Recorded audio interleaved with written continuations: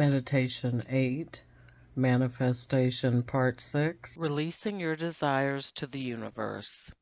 Learning to release is one of the most important lessons for students of the law of attraction. It plays a large role in Eastern philosophies and is sometimes referred to as the law of detachment. Buddhism teaches us that when we set a goal, we need to remain detached from the outcome. It's a concept that can be disturbing and confusing. After all, if you really want to manifest something, how can you at the same time detach yourself from the outcome? Either you want it or you don't, right? Either you care or you don't. But when you're trying to create wealth or better health, detachment is crucial.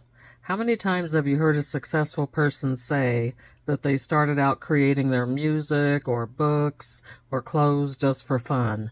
They did it because it gave them pleasure. In cases like that, they were 100% detached from an outcome. They basically laughed all the way to the bank. But the rest of us tend to have a goal in mind beyond pleasure. We want or need to make some money. And the greater the need, the harder it is to detach yourself from the outcome. There are several reasons why it's essential to practice detachment. First of all, detachment demonstrates faith in divine timing.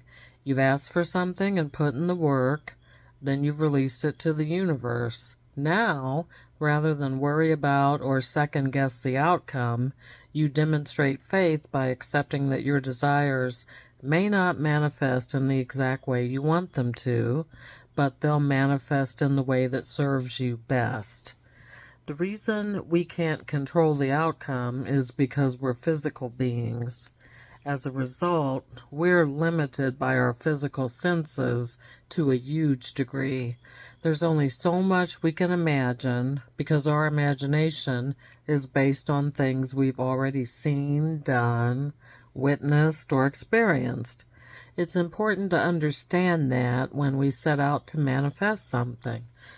For example, a person living in extreme poverty is probably not going to invent a luxury item like a heated bathroom towel bar or a warming drawer for the kitchen. Our imagination is limited to the things we've experienced with our physical senses. Divine Spirit, on the other hand, has no such limitation. So when we release our attachment to a specific outcome, we allow Spirit to take our desire and really run with it. The divine organizing power arranges countless chance encounters, actions, conversations, and moments of inspiration. When we don't use our mental energy to lock down a certain outcome, we free the universe to arrange not just destination point B, but also C, D, E, and F. Divine planning goes far beyond what we can conceive, managing not just our first desire, but the desires that the first manifestation will inspire. For example, the universe already knows that when you achieve your dream of becoming a successful actor, you'll eventually want to be a director, then a screenwriter. So that divine organizing power is always several steps ahead of you. Another thing that release or detachment can help with is the process of shedding negative energy. You'll see this practiced in churches during the last service of the year. Church members are given a small piece of flash paper and a pencil and advised to write down something they want to release in the new year. The papers are then gathered in a metal bowl and burned. It's a dramatic, symbolic, and potentially powerful practice. Say you're ready to quit smoking, for example. You don't want to demonize smoking in your mind or demonize yourself for being a smoker. Instead, you should thank cigarettes for providing you with a way to cope with stress, boredom, hunger, etc. Then you take steps to replace smoking with a healthier outlet for stress or whatever it is that causes you to smoke. This shifts the emotional energy from smoking to its replacement. It also dislodges the guilt that can anchor an unwanted habit in place. With no energy to weigh it down, it's much easier to release the habit. Release could become a practice that's as easy as breathing. After all, when we breathe, we don't just hold on to our breath until we pass out. We release it to make room for more air. Manifesting our goals works the same way. First, we're inspired. That's like breathing in. Then we do the work, just like our body absorbs and transports oxygen to our cells. Then we exhale or release. You can give an affirmative prayer acknowledging the divine presence and organizing power that surrounds us. State that you then have faith in that power and divine goodness. Acknowledge that God has your back and release your desires to the universe. So I invite you to relax and make yourself comfortable. Breathe deeply, slowly. Close your eyes. Turn your attention away from the thoughts that bring you pressure and anxiety, and allow yourself to fall into the gap between your thoughts.